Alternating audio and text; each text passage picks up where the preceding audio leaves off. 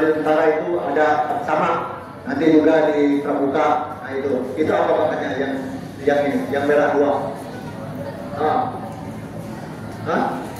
Biru. Nanti juga ada, makanya Sersan Mayor. Usianya beliau sekarang memasuki usia emas 50 tahun. Ya kan? Kalau perak berapa? Ya? Nah, tahunnya kopi. Beliau 50 tahun, masa-masa usia emas.